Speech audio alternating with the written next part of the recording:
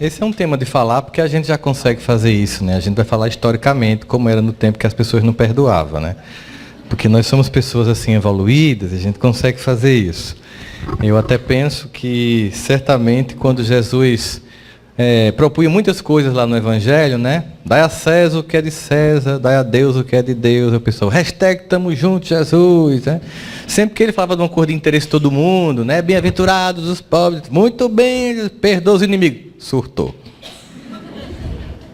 Porque é muito radical isso. Antes de começar, eu queria agradecer, Maria Alice, presença carinhosa, você está aqui com a gente, né? Queria agradecer ao Kleber e ao Roberto, né? Porque a gente vinha conversando já há um tempo para vir, e meu amigo Zé Aparecido está aqui transmitindo pela Rede Amigo Espírita, a todo mundo que está aí nos assistindo em casa, confortáveis no sofá, bem quentinhos, Smart TV, né? Mas que sintam a energia aí que a gente está sentindo aqui de estarmos juntos nessa instituição, que como qualquer outra, como uma igreja evangélica, como uma igreja católica, é um templo, a embaixada do Cristo na Terra. E, obviamente, essa é uma temática que certamente envolve muitas emoções, porque trata-se da nossa dificuldade de ultrapassar as mágoas, daquela coletânea de frustrações, de desgostos, que a gente vai guardando, e que depois se torna um veneno tóxico que impede que a gente avance, sinta paz e seja feliz. O Sermão da Montanha é considerado por muitos, e que talvez quem tenha definido isso de forma exemplar tenha sido Mahatma Gandhi, ao dizer que se todas, né, as escrituras sagradas das demais religiões do mundo fossem destruídas e sobrasse o Sermão da Montanha, nada teria se perdido em termos de fé e de esperança. Mahatma Gandhi era hindu, mas ele tinha morado em Londres quando fez direito e teve acesso ao cristianismo e pôde perceber a grandiosidade deste momento em que Jesus anuncia o poder imenso e consolador daquilo que ele nos traz, sendo ele o próprio cumprimento de toda a profecia contida no Antigo Testamento. Mas é muito bonito você ouvir assim, bem-aventurados os que têm fome e sede de justiça, porque serão consolados. Porque a gente quer isso. E ele elenca um conjunto de bem-aventuranças ou de conquistas que nós alcançaremos.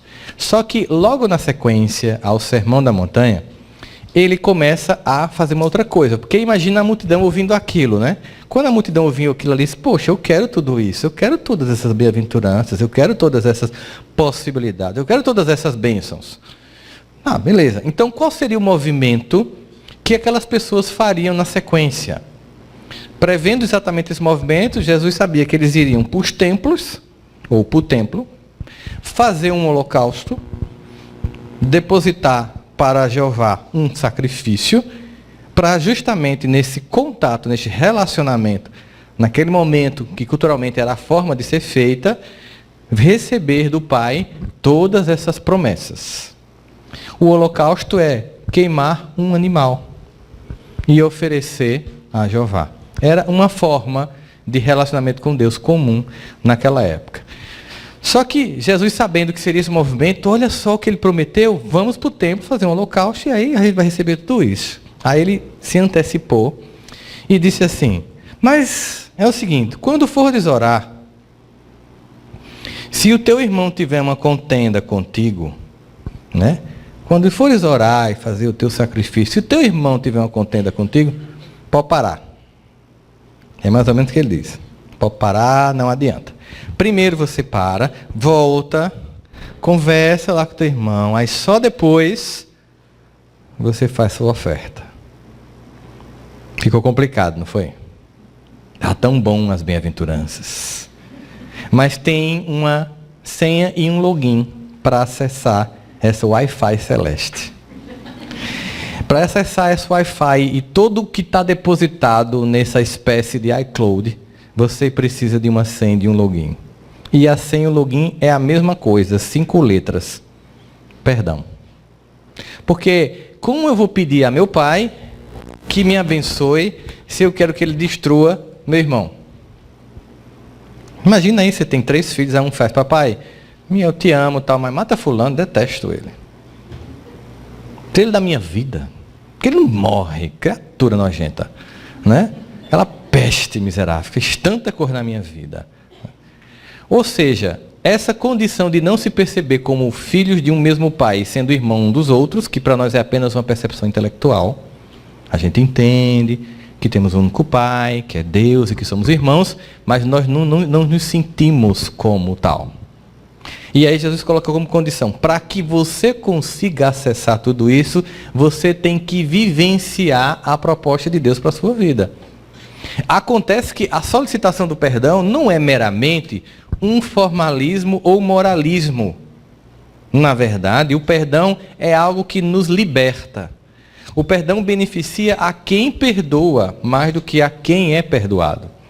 O perdão é para que eu passe, a partir daquele momento, mesmo que eu lembre do evento, ele não doa mais em mim, porque já basta o que aconteceu. Eu quero seguir daqui para frente. Esse é o impacto e a importância do perdão. Só que, às vezes, quando a gente pensa no desenvolvimento da vida, a gente pensa assim, quanto é fácil, nesse processo, a gente se magoar.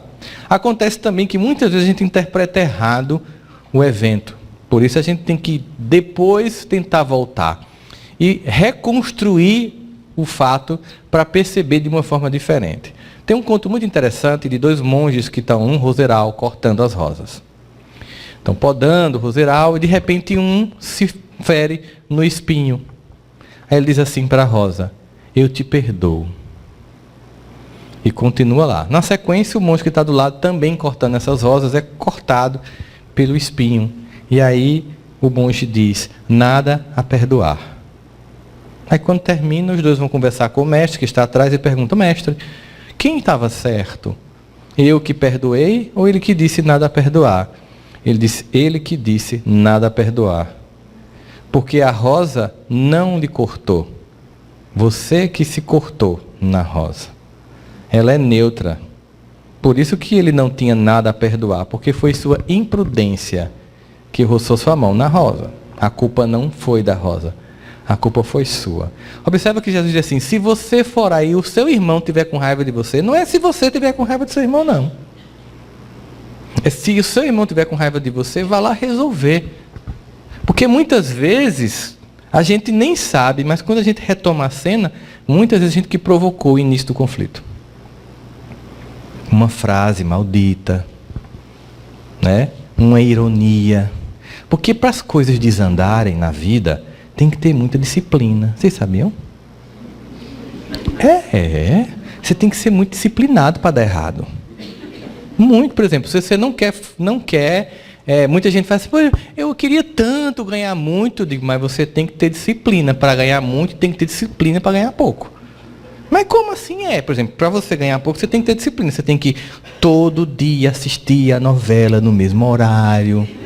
Você tem que acompanhar cada personagem que você gosta nas 30 séries que você vê durante uma semana.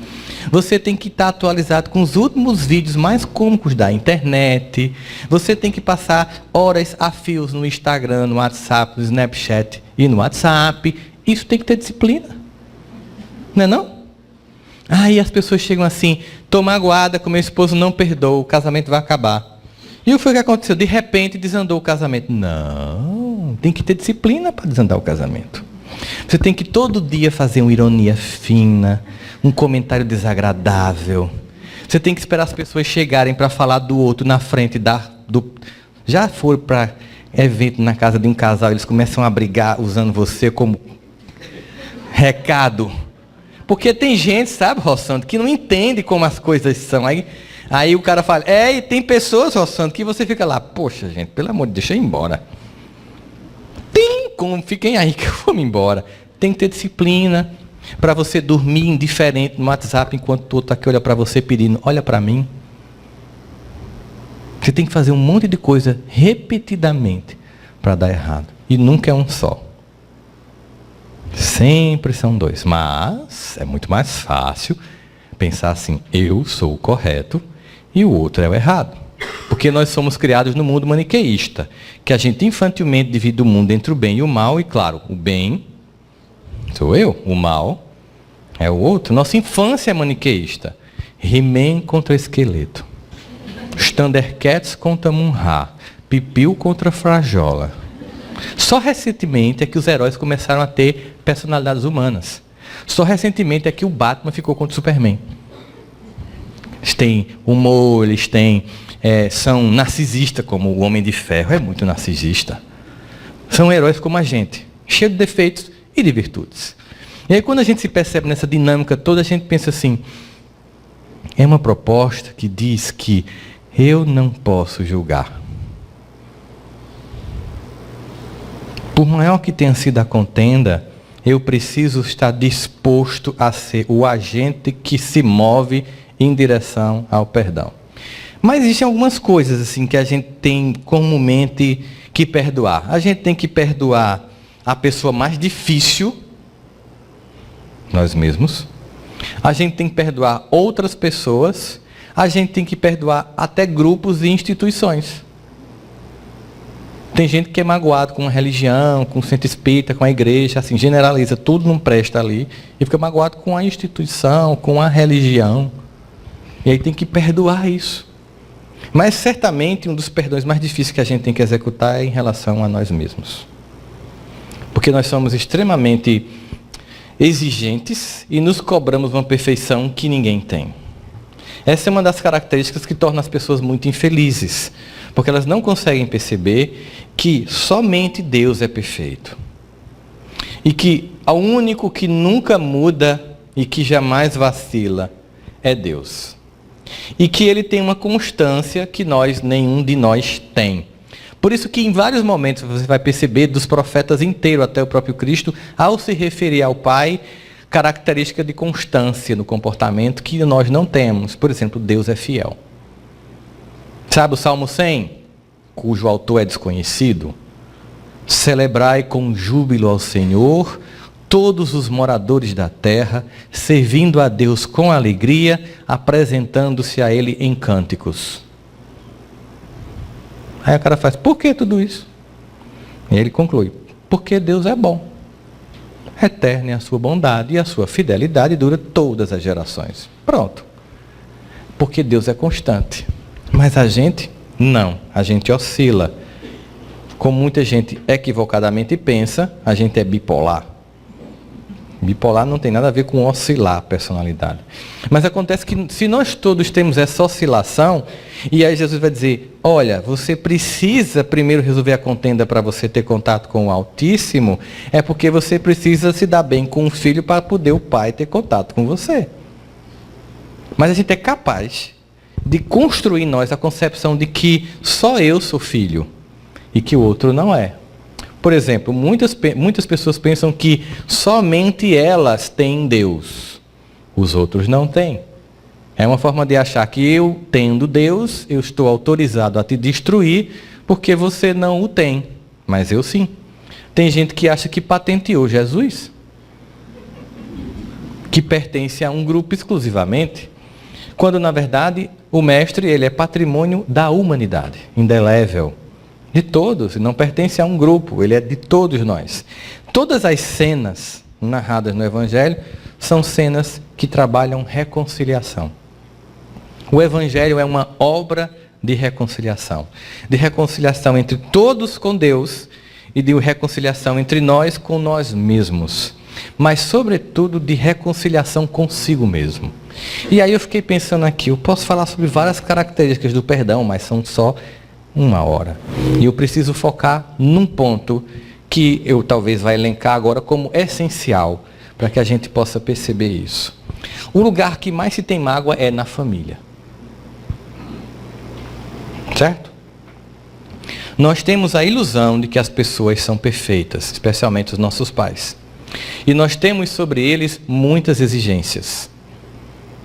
E é interessante que nesse frenesi infantil de achar que os pais deveriam ser mais do que são, a gente sempre exige tanto que ao final, por um efeito psicológico de repetição, a gente faz igual a eles para poder entender que não podíamos julgá-los. E por isso, Elis Regina cantava aquela música, minha dor é perceber que apesar de termos feito tudo o que fizemos, ainda somos os mesmos e vivemos como nossos pais. Ou para a galera mais próxima dos anos 80 para cá, Você diz que seus pais não lhe entendem, mas é você que não entende seus pais. Você culpa seus pais por tudo, mas isso é um absurdo. São crianças como você. É o que você vai ser quando você crescer. Às vezes você tem um pai duro, tal, difícil, distante e se magoa. E quando você vai buscar o pai do seu pai, você vai perceber que ele era frio, distante. Aí eu lembro de uma outra música. Sabe lá o que é não ter e ter que ter para dar. Era um homem distante, era um homem frio, mas do modo dele, do jeito dele, cumpria um papel na sua vida. A nossa dívida com os pais é tão grande, que mesmo que nós fôssemos abandonados na sequência da fertilização da mamãe, e o papai fosse embora, só o dom da vida já nos deixaria uma dívida impagável. Odiar o seu pai significa que você está odiando 50% de você, porque 50% do seu código genético é de papai e de mamãe. A verdade é que os nossos pais pegam uma estrada de barro, pedra e asfaltam para depois a gente passar. Porque dificilmente nós não iremos perceber que os pais tiveram muito mais dificuldades do que nós mesmos. E que todo o nosso caminhar foi facilitado pela dureza das escolhas que eles fizeram para que a nossa vida fosse mais fácil. Mesmo assim, carentes, exigimos. Compra um ursinho, gente.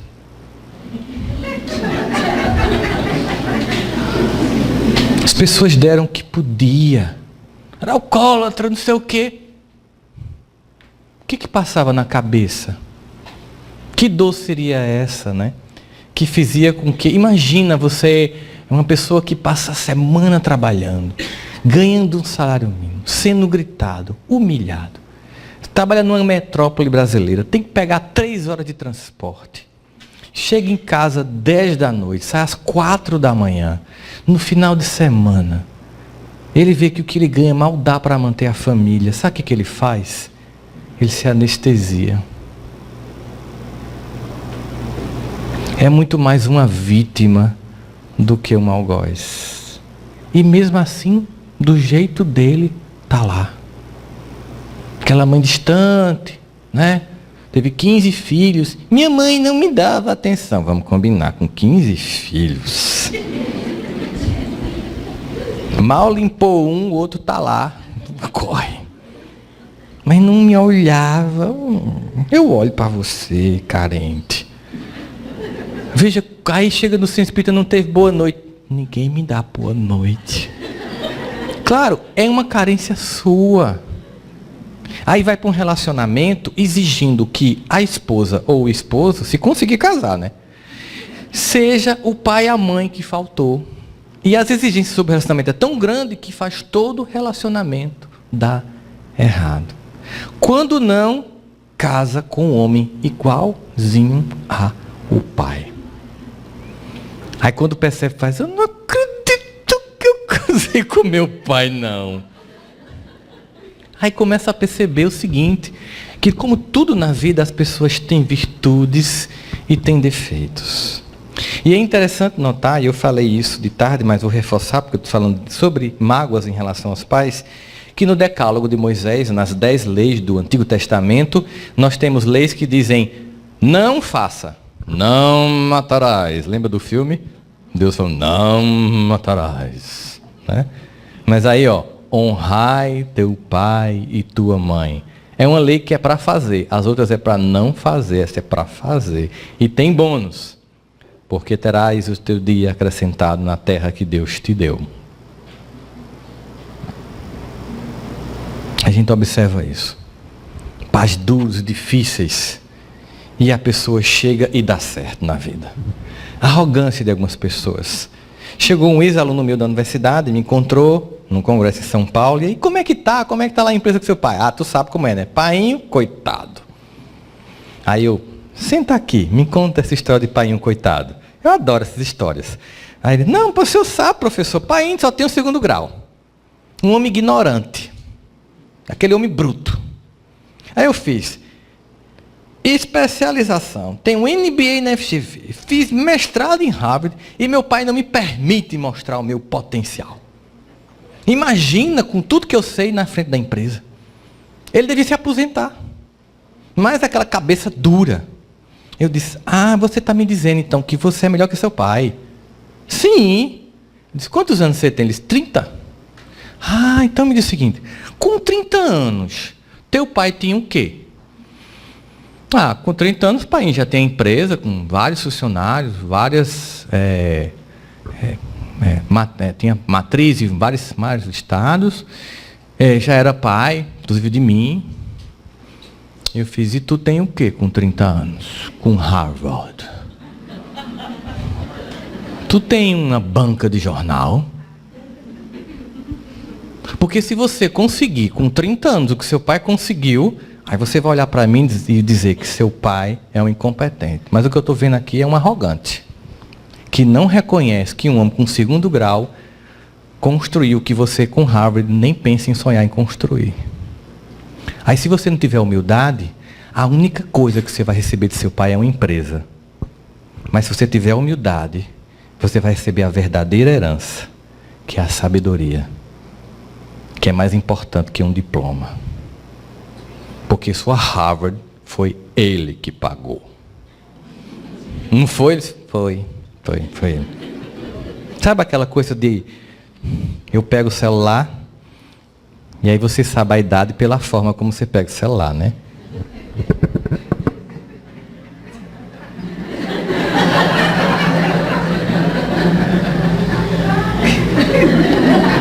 É assim? Agora, por que vocês riram quando eu fiz assim? Por que a gente está rindo disso? Porque quem paga a conta de quem usa assim, é quem faz assim. Quem é o burro dessa história? Grande, só porque eu uso os 2 dedos, eu sou um espírito avançado. Também que você nasceu no mundo touchscreen, é obrigação sua mexer no seu celular. Somente isso. Mas a 3G, a Netflix, o Wi-Fi, o modem, tudo quem paga é quem faz assim. Logo é preciso humildade para reconhecer que os nossos pais são falhos, como nós seremos também, mas dão o melhor que podem. Provavelmente tornando a nossa vida bem mais leve do que a deles. E eles pegam no pé. Se pegam. Pai e mãe, como a gente diz no Nordeste, mói. Fica repetindo. Eu chegava para minha mãe e fazia, mãe, tu não cansa não? Ela fez desde o primeiro dia. E por que fala? Porque você não fez ainda. Tão simples, você faz, eu paro. É um acordo completamente simples. Você parou, eu faço. Frases clássicas de mãe, né? Você quer que eu morra? Eu vejo a hora eu tenho um AVC nessa casa. Eu queria sumir para ver como é que vocês ficariam sem mim. Não é uma frase clássica de mãe, né? Sem qualquer canto. Aqui também é assim, né? E repete. Mãe repete. Aí, quando a gente começa a estudar comportamento humano, tá entendendo que eu dizia que essa mulher veio no mundo para estragar a minha vida. Impressionante. Uma vez eu cheguei e disse, mãe, eu vou brincar a micarande, que era um carnaval fora de época que tinha na cidade, tipo a micareta. Vou atrás de Ivete Sangalo. 16 anos, não vai. Se vou, não vai. Meu avô me deu abadá, mas eu não deixo. Você é menor de idade. Eu fiz, tem nada não, faltam só 2 anos. Ela fez, o que é que acontece daqui a 2 anos? Eu vou fazer 18, aí eu quero ver o que você vai fazer. Ela fez, não muda nada. Não muda absolutamente nada. Você vai continuar dependendo de mim, quem paga as contas sou eu, a casa é minha, você é um hóspede. Então aqui é minha casa, minha lei. Eu fiz, é muito engraçadinha a senhora, né? Quando acaba ainda quer ser amada. Ela fez, quem disse a você que eu preciso do seu amor? Aí eu fiz, como assim, mãe? Sabe carinha de emoji? Como assim? Ela disse, meu filho, amor é escolha. Eu, por exemplo, eu lhe amo. Se você vai me amar um dia, é uma escolha sua. Eu não preciso que você me ame, mas eu não abro mão do seu respeito. Você pode nunca me amar, mas ai do dia que você me desrespeitar. Eu fechei a porta do quarto, bati e passei uma semana sem falar com ela. E ela passou um mês sem falar comigo. No 32º dia eu implorava por um olhar da minha mãe. O poder do silêncio. Ela não se trocou comigo e foi para o meu universo infantil. Se manteve no universo de mãe, o lugar dela. Só fazendo psicologia eu fui entender o que aconteceu naquele dia. O amor é o sentimento mais sofisticado que nós temos. De modo que a gente só ama quem a gente respeita. Você só ama aquele que antes você aprendeu a respeitar e admirar. No passado, os pais nunca perguntaram para os filhos, meu filho, você me ama? Mas nunca deixaram a gente desrespeitar. E no final conseguiram o que da gente? O amor e o respeito. Infantilmente, os pais de hoje querem ser amados, mas não se fazem respeitar. E no final, não conseguem nem o amor, nem o respeito. Portanto, a repetição que os pais fazem tem um motivo. E você descobre quando você pega um avião. Já pegaram o avião, né? Senhores passageiros, meu nome é Rossandro Cringe, chefe de cabine deste voo. Eu e o comandante Pedro Paulo estamos convidando vocês ao voo 737 com destino a Galeão, Rio de Janeiro. Preste atenção aos nossos procedimentos de segurança.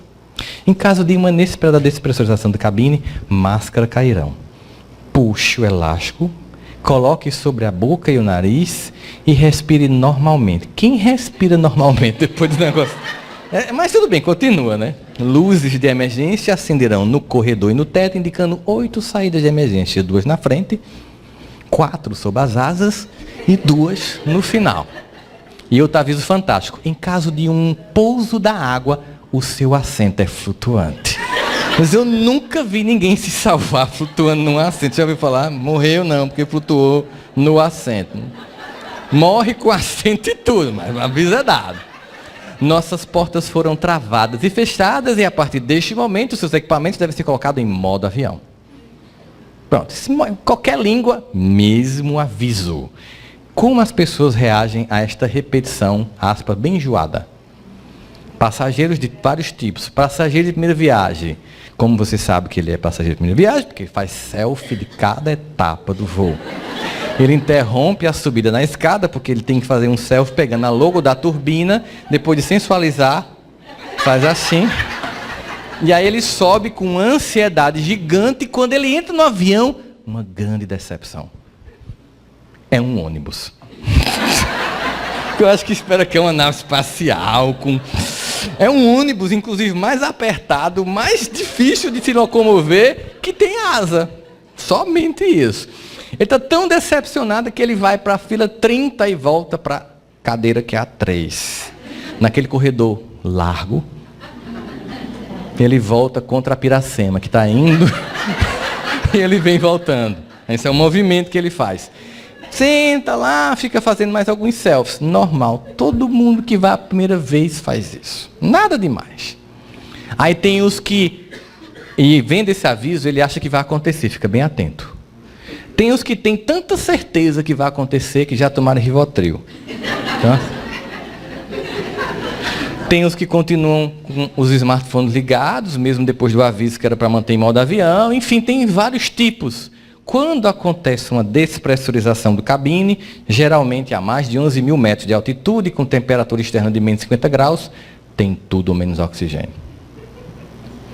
Os pais instintivamente colocam as máscaras nos filhos e morrem. Porque os filhos não conseguem colocar nos pais. Uma regra interessante, né? Primeiro os pais, depois os filhos. É uma hierarquia que Deus estabeleceu. Na minha infância, a parte melhor do frango, quando tinha frango, era dos pais. Existia um biscoito chamado biscoito surtido. Não sei se tinha aqui. Era um biscoito que começava com biscoito de champanhe. Vinham só uns 3. Depois biscoito de chocolate, biscoito de leite e finalmente Maria quebrado lá embaixo. Isso era uma hierarquia social da família. Os pais comiam biscoito de champanhe, os irmãos mais velhos e eu, o caçula, comia o biscoito. Sonho de consumo? Um dia eu compro o biscoito só para mim. Estou pagando, né? Era subir na hierarquia do biscoito. O grande sonho de consumo, para isso tinha que cumprir regras, tarefas. E aí você olha para todos esses personagens que cumpriram o papel e depois pensa assim, caramba, que bom que essas pessoas fizeram isso. Como é bom saber disso, que elas cumpriram o papel de ficar lá, fazendo, acontece, vai. Às vezes, a gente observa Davi, quando ele começa a descrever, né, como Deus se relaciona com a gente, naquele momento difícil em que ele estava lá numa guerra e ao mesmo tempo o mar morto na frente. Se voltasse para trás, tinha exército, se andasse para frente, mal morto, tinha tudo, faltava tudo. E ele tentando entender Deus, ele faz um salmo belíssimo nesse lugar, nessa situação bem estressante.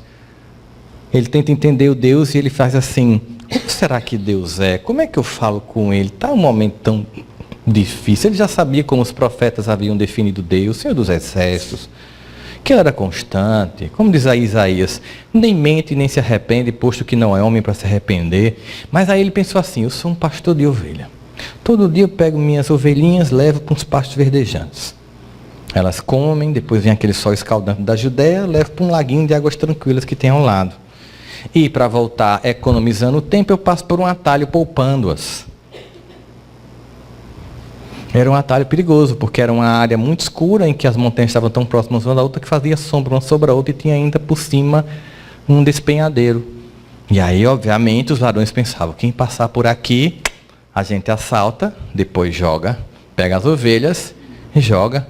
E como acontecia muito isso, era conhecido como o Vale da Sombra e da Morte. Mesmo assim, Davi, para poupar as ovelhas, voltava por lá. Aí ele fez, então é isso, ó.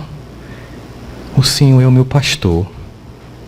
Ele me levará para pastos verdejantes, depois irá refrigerar minha alma em águas tranquilas. E ainda que eu ande pelo vale da sombra e da morte, eu não temerei mal nenhum. Não é lindo? É balsâmico esse salmo. Mas ele continua. Porque a tua vara e o teu cajado me consolam.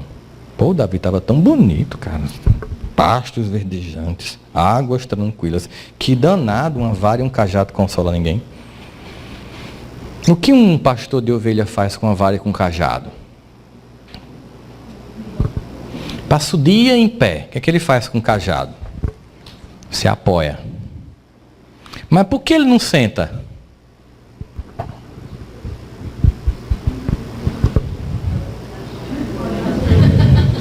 Tô lhe vendo, ovelhinha. Papai não. Olha papai aqui, olha. Difícil você educar um filho se quando ele chega em casa você tá assim, ó.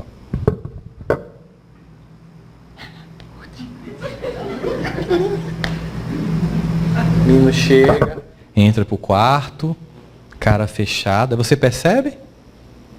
Você olhou? Você está atento? Cadê sua atenção? Depois se mata e faz... Nunca deu um sinal. Deu vários. Você não viu. Porque você não estava com cajado. E a vara? Para cá. Para cá. Quando a ovelha vai chegando lá no precipício para cair, o que é que o pastor faz? O que é que um pai faz se a criança tiver com um preguinho indo para o interruptor? Diz assim, meu amor, faça isso não, bebê. Se você colocar o prego aí, você vai ser carbonizado. É assim que vocês fazem se o filho tiver com... O que é que você faz quando seu filho está com um prego perto do interruptor? O que é que você faz? Você desesperadamente puxa, ai meu Deus, quase sem sangue nas pernas. O que é que o guri faz na sequência? Chora. Ele se sente o quê? Pela forma como você puxou ele, violento, ele se sente agredido. Não é assim? Você fica triste? Porque você sabe que fez o quê? Salvou. Assim, quando a ovelha está indo para o despenhadeiro, o pastor usa a vara e o cajado para trazer de volta. Olha, 2 elementos para que não fique nenhum lado descoberto e a ovelha caia. Cuidado, atenção, disciplina é amor. Mas tem filho que é magoado com os pais, porque teve muita disciplina. E não percebe que várias vezes estavam prestes a cair. E o que acontece? O pai e a mãe deixam as ovelhas seguras para ir atrás da ovelha insegura. Não é assim que acontece? Aquele filho mais trabalhoso, você esquece os outros aí. Aí papai só gostava do meu irmão, dava um trabalho. Por isso, criatura, ele dava trabalho. Ele sabia que você estava funcionando. Não é porque ele não te amava, é porque ele viu que você já tinha dado certo. Ele estava feliz, então ele estava tentando reproduzir no seu irmão que você já estava pronto. Não é que ele não te amava, que a gente fica lendo, sabe, com carência tudo. Ai, que carência humana danada que a gente tem. Vamos comprar ursinho. Ajuda, um animal, um cachorrinho, um gatinho. Senão a gente fica sempre cobrando dos outros o tempo inteiro. Sem perceber que sempre havia ali amor. Até aqui eu falei sobre relações de pais e filhos. Passaríamos horas aqui falando sobre isso. Eu quero terminar agora falando sobre amor próprio. Nós vivemos uma sociedade em que as pessoas não se amam. A maior parte de nós se sente menor, feio, burro, pobre, pouco inteligente. E esse discurso ele é fantástico, porque esse discurso é criado com o propósito de nos fazer nos sentir assim, burros, pobres, incapazes, feios e pouco inteligentes. Porque para compensar isso, o que a gente faz? Compre batom. Eita, você edita depois, por favor, viu? Senão vou ser processado. Batom de passar na boca. Pronto, resolvi o problema. O que é isso? É que para compensar a minha fragilidade, eu construo coisas para me dar potência temporária. É uma geração que se sente menosprezada. Vamos ver como é que funciona? Você vai comprar uma zorba para o seu marido, porque é aniversário de casamento.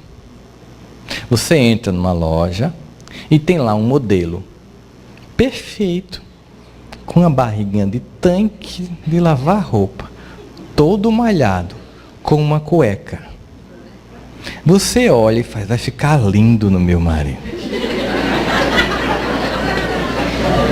Por que estão rindo? Não é? Ou então você vê Gisele numa loja de roupa íntima feminina e pensa, vai ficar lindo na minha esposa. E você leva para casa e a pessoa veste. Por que a gente está rindo? Tá vendo como funciona? A gente está rindo porque essas imagens, elas são feitas para dizer para você, você é feio. Mas pelo menos tem a zorba desse modelo que você fica parecidinho com ele.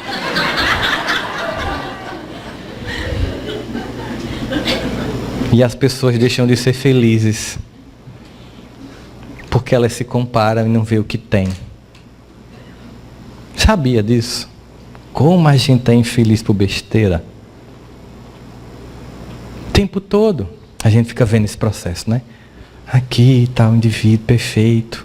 Outdoors, revistas, bloggers, youtubers. E eu, um mero mortal. No entanto, essas pessoas se drogam, se matam, e vocês perguntam, opa, tem alguma coisa errada? Esse povo tem tudo que eu queria ter, e quando chega lá, se mata. Talvez, quando eles chegam lá, descubram que não tem nada. E como não tem para onde ir mais, eles se matam. E eu que acho que tem alguma coisa, eu fico tentando subir. É um vazio. Aí a falta de amor, né? Porque você começa a se comparar, se sente menor, se sente feio. E na juventude, a adolescência é triste. Uma espinha acaba com sua vida. O cabelo lhe destrói. Se cortar ruim, você fica mal dias. Não é assim.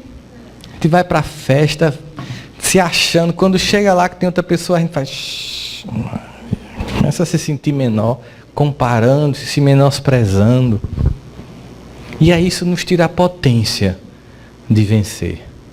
Porque para a gente acessar aquilo que Deus traz para a gente tem que achar que merece. Então, do mesmo jeito que eu tenho que me apaziguar com meu irmão, ou seja, aceitar ele como ele é, isso é apaziguar com o irmão, não é que ele mude para que eu aceite. Eu tenho que fazer a mesma coisa comigo. Eu tenho que me aceitar como eu sou. Vejamos alguns personagens do Evangelho que tiveram contato com Jesus. Pessoas que ninguém aceitava, eram pessoas rejeitadas. Zaqueu, bicho nojento, cobrador de imposto. E cobrava imposto para Roma, sendo ele judeu. O povo odiava aquele homem. Você imagina Jesus passando e Zaqueu tentando ver Jesus. O cara era baixinho.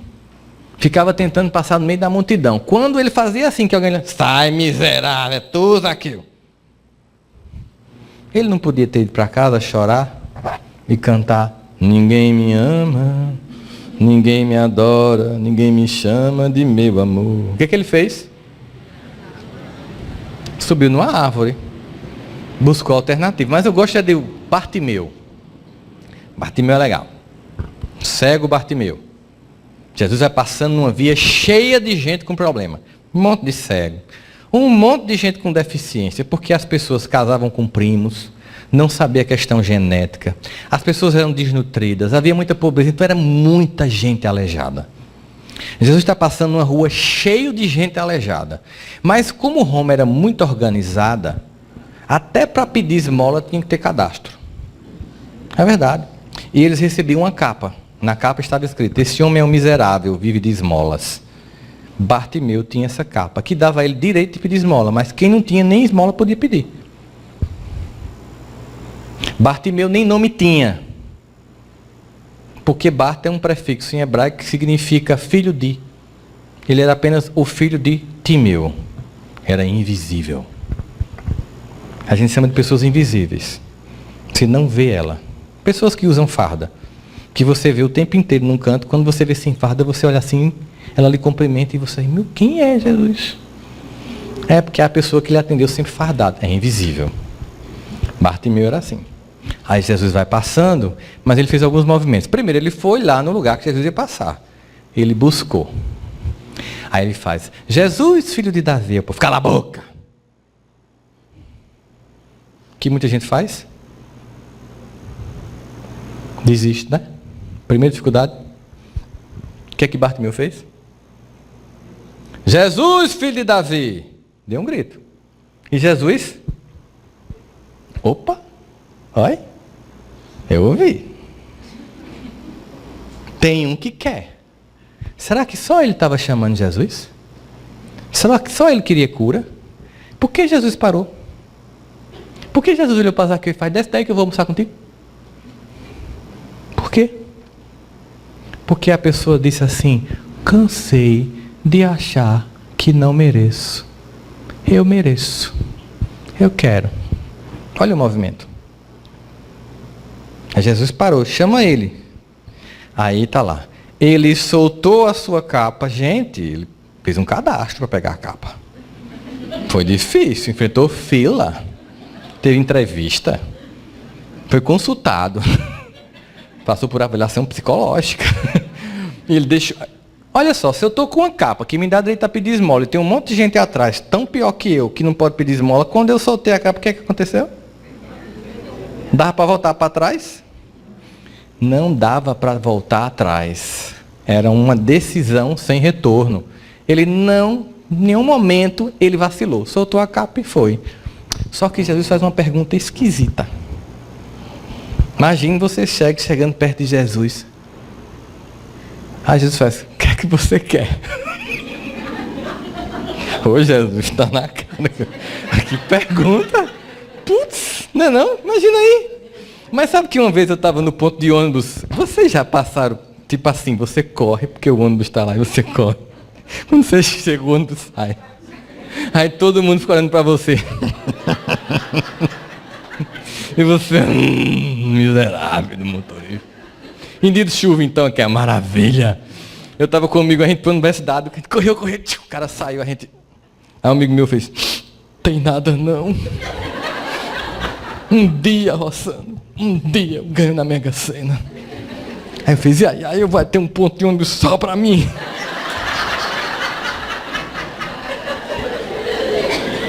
Olha só. Por isso que Jesus perguntou, você quer o quê? Porque ele tinha que saber, você sabe exatamente o que você é quando você me busca? Porque tem gente que não quer ser curado porque vive da doença. Vive de coitadinho. Coitadinho, ninguém pede nada. Não, bichinho, coitadinho. Todo mundo, a vítima. Ajuda, não posso. Dê um passo, eu não posso. Evangelize, eu não posso. Mas não, você não sabe quem sou eu. Nem vocês sabem quem sou eu. É sempre eu não posso. Mas a pergunta era, você sabe o que você quer mesmo aqui? Porque ele podia ter pedido, sabe o quê? Eu quero ser rico. Cheio de servos.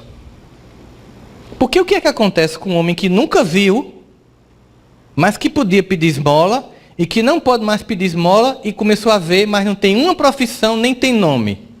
O que é que acontece? Tem que começar do zero. Era mais conveniente dizer, eu quero ser rico. Por exemplo, o que é que você quer? Parece uma pergunta, mas você entende. Você quer o quê? Você quer deixar de ser rotulado de incapaz? Quero ver. Que veja. E termina assim, e ele passou a seguir Jesus. Claro, ele não só queria ver, mas sobretudo, queria deixar de ser moralmente cego. Porque seguir Jesus significa, eu não vou voltar a ser cego moral. Não vou voltar a ser um ignorante. Ele foi curado, mesmo tendo um monte de cego, porque ele achou que merecia. Entende? E só merece quem se ama. Quem não se ama, não consegue. Porque pede sem convicção. Pede sem achar que pode. É preciso achar que merece. Só acha quem merece quem diz, eu me amo a si mesmo. Cheio de defeitos, cheio de impotência, me ama a si mesmo. Sabe por quê? Porque Deus me ama assim. Naquele jogo que o mundo diz, você não vale nada, mas Deus diz, mas eu gosto de você. Se o mundo diz que eu não valo nada, mas papai diz que gosta de mim, eu vou ficar ouvindo quem?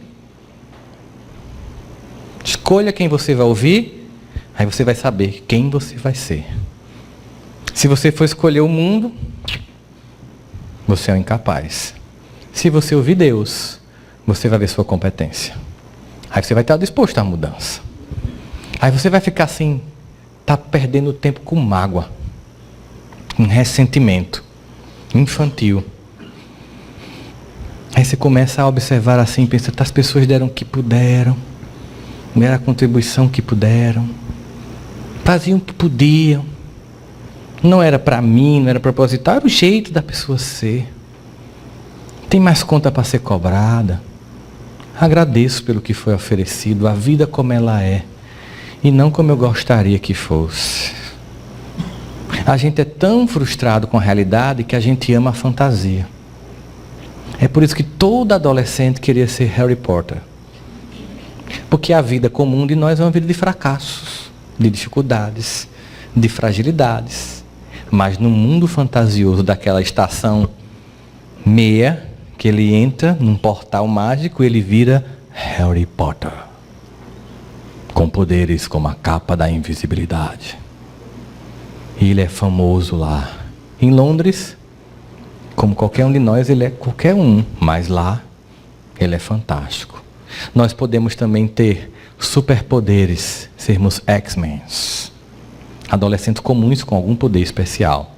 Tudo que a gente quer é isso, ter um poder especial. Só que esse poder existe. Ele vem de Deus. E se manifesta se a gente permitir.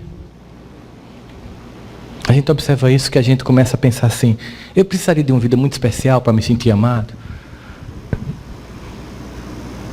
Será que essas pessoas que todo mundo diz para mim que tem a vida que eu gostaria de ter, realmente são tão felizes assim?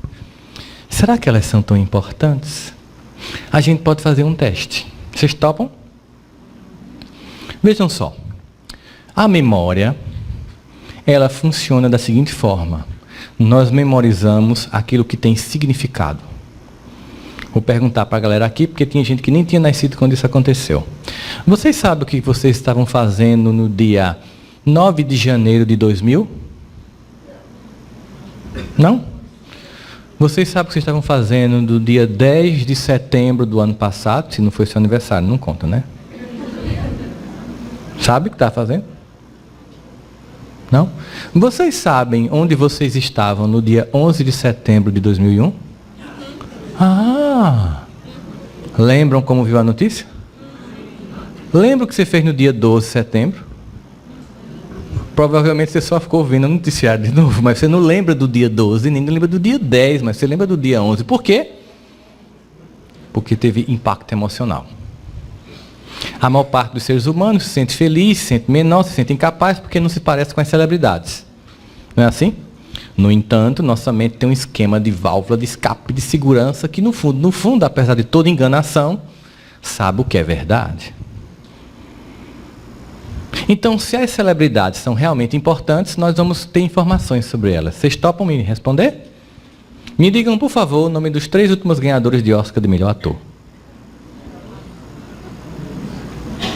Melhor atriz. Melhor filme. Direção. Nobel da Paz. Nobel de Economia. Pulitzer. As 3 últimas novelas das 9. Cadê, gente? Esse povo vive em outdoor. Vive em revista. A gente vê eles mais do que os parentes. A gente chega a assistir 10 episódios de The Walking Dead em uma noite só. Eu já fiz isso, confesso. E por que você não lembra quem são eles? Não lembram, não? Então vamos fazer o seguinte. Vamos ver se nossa mente sabe o que é verdade. Se no fundo, a gente sabe o que é a verdade. Feche os olhos. Fechar os olhos agora. E aí vamos pensar. Nos dias mais difíceis que a gente já passou nessa vida.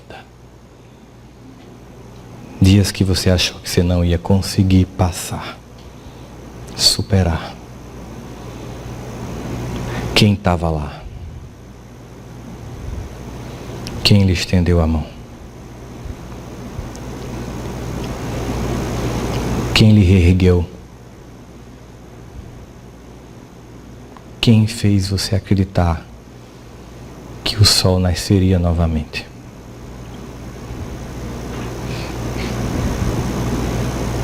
E aí? Podem abrir os olhos. Pergunta é: essas pessoas estão nas revistas? No outdoor? São perfeitas? Belas, loiras e lindas? Mas sabe? Elas que contam. O resto é fantasia. Para ser mais específico, o resto é palhaçada. Que a gente acredita. De besta. Tá na hora de acordar. Gente, o mundo está com muita dor. Quero dar notícia para vocês que estão aqui hoje à noite. O intervalo acabou. O recreio acabou. É hora de trabalhar para Jesus. É hora de parar de ser vítima das circunstâncias e construir a própria história. Por isso eu proporia uma música como prece final. Vocês topam? Pode ser, Kleber? E essa música é em homenagem a um grande compositor do Espírito Santo, que vocês vão saber daqui a pouco. Vamos fechar nossos olhos para cantar juntos essa música, baseado em tudo que eu falei sobre as pessoas da nossa vida, que realmente importam. Aí a gente canta bem baixinho assim, ó, olhinhos fechados. Isso era para lembrar do antibiótico que eu já tomei. Olhinhos fechados, a gente diz assim: eu tenho tanto para lhe falar, mas com palavras não sei dizer como é grande o meu amor por você. E não há nada para comparar, para poder lhe explicar como é grande o meu amor por você. Nem mesmo o céu, nem as estrelas, nem mesmo o mar e o infinito, nada é maior que o meu amor, nem mais bonito.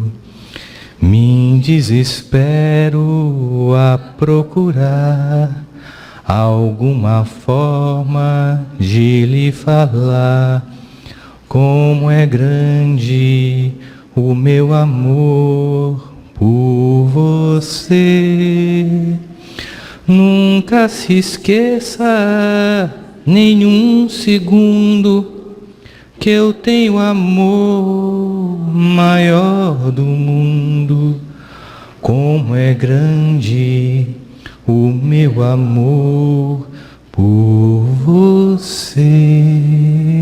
Mas como é grande o meu amor por você. E não importa se essas pessoas estão ou não aqui, porque elas marcaram nossa vida.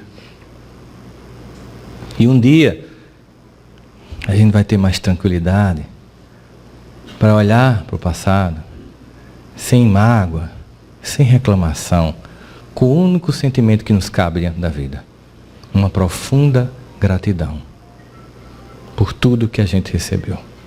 Muita paz a todos vocês. Nesta reflexão conduzida por Rossandro Klinge, somos convidados a compreender o perdão e o auto-perdão, não como ideias abstratas, mas como práticas transformadoras, que libertam o espírito das prisões invisíveis da mágoa e da culpa.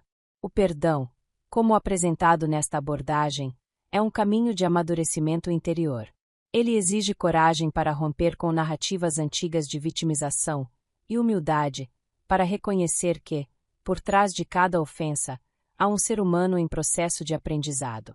Mais que um gesto para o outro, é um presente que damos a nós mesmos: a possibilidade de seguir adiante sem carregar o peso de dores antigas.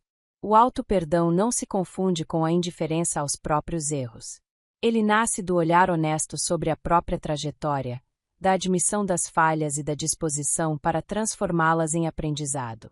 Esse movimento interno não depende de indulgência cega, mas de compromisso com a reparação e com a mudança real de conduta. Ao perdoar-se, o indivíduo recupera a confiança em si e reabre as portas para o amor e para a esperança. Entretanto, a vivência do perdão revela-se mais desafiadora quando envolve os vínculos mais profundos: a família. Rossandro recorda que muitas feridas têm origem nas expectativas irreais que nutrimos sobre nossos pais, esperando deles perfeição e esquecendo-nos de que também carregam histórias, dores e limitações.